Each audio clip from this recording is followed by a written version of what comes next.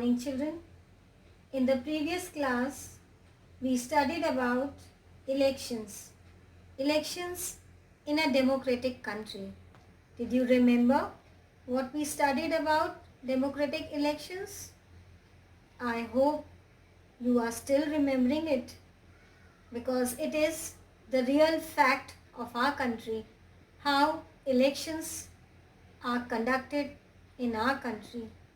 And children, we also studied the 5 main points which makes the elections free, fair and clear in a democratic country. And today we are continuing with the same chapter, Electoral Politics of Civics, that is the second part of the chapter. Continuing with the first part, we studied the 5 points related with the democratic elections. Today, we'll continue further discussing what are the various things and the points required to conduct the free and fair elections. Why competition is necessary in the democratic election, and what is the different criteria, the different steps for conducting the elections in a democratic country. Children, you know that elections are conducted everywhere in the whole world. But some countries which are non-democratic, they don't follow the proper criteria. But still, they say that they are following the elements or the criteria of the democratic countries, and they call themselves as a democratic country. So today we will also study what is the difference between the elections in a democratic country and the elections in a non-democratic country.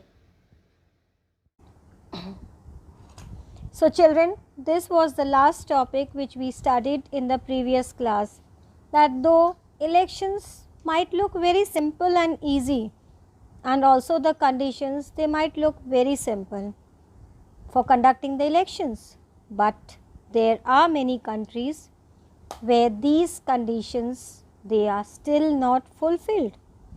So now the question arises, is it good to have political competition? Is it beneficial to have competition in the election? So children, elections is basically political competition. The political competition is among political parties. At the constituency level, it takes the form of competition among several candidates. When many candidates, they are contesting the elections from various constituencies, various areas, it takes the form of competition amongst several candidates.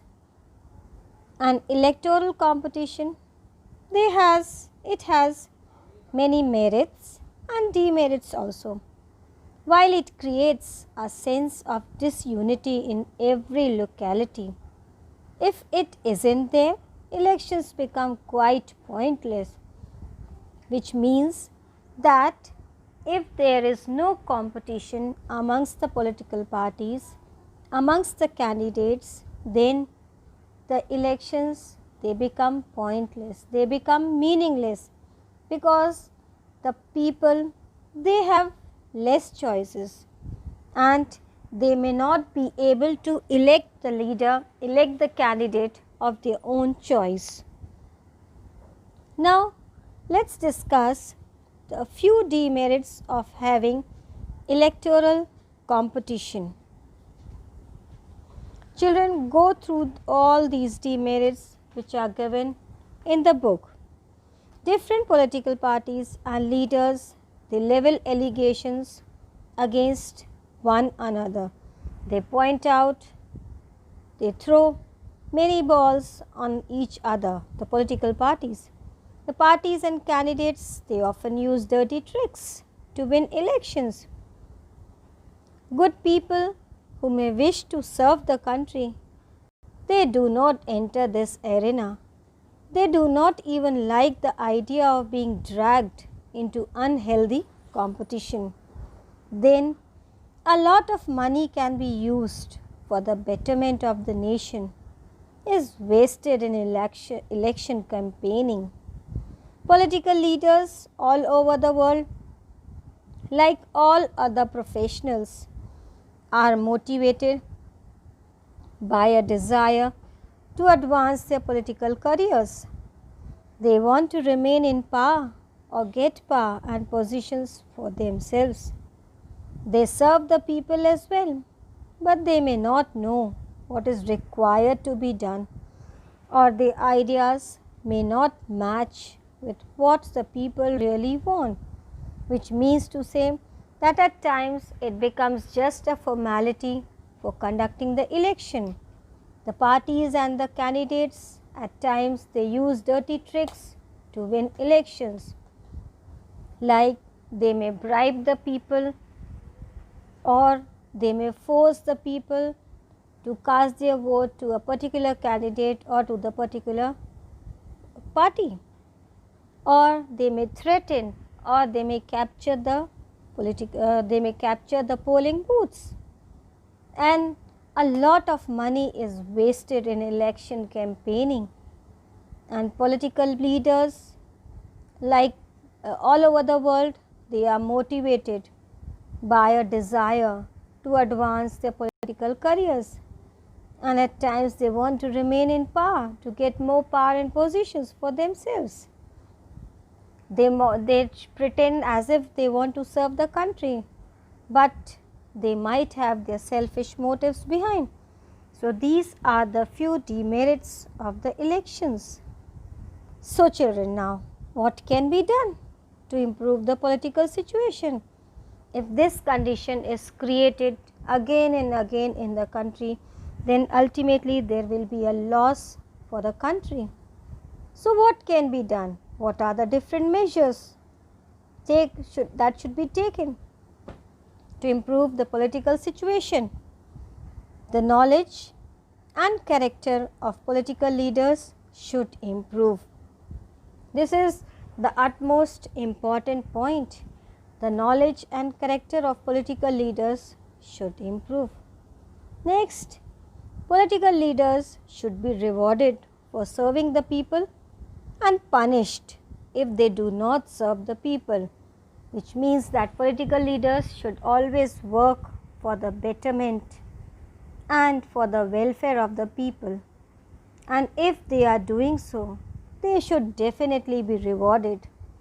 And on the other hand, if they are working for their selfish motive, then definitely they should be punished by the court. So in a democracy, reward and punishment for political parties is in the hands of the people who vote them to power. Now children, can you think how it is in the hands of the people to reward or to punish? Can you guess? Yes. How the people can reward? The people can reward by giving the chance to the same political parties in the next tenure of elections. That is, if they are working fruitfully, if the parties are working for the betterment of its people and for the betterment of the country, then surely the people will vote for that particular party in the next tenure of government, in the next tenure of elections. So that is the reward given by the people. And what will be the punishment? The punishment is that if the political parties are working only for their selfish motives and not for the betterment of the people, then definitely in the next tenure of election, the people will not cast their vote to that particular party, and will try to remove the political party from the government, from the ruling government. So this is how the reward and punishment is all in the hands of the people who use their voting power to give them reward as well as punishment. So now children, few points related with the election. Regular electoral competition provides encouragement to political parties and leaders. So children, there should be regular tenure of election. Why? It encourages the political parties and also leaders. If they serve the people sincerely, their popularity and chances of victory will increase in the next elections. So that's true. If the political parties, they serve the people sincerely, then their popularity and their victory chances will be more in the next upcoming elections.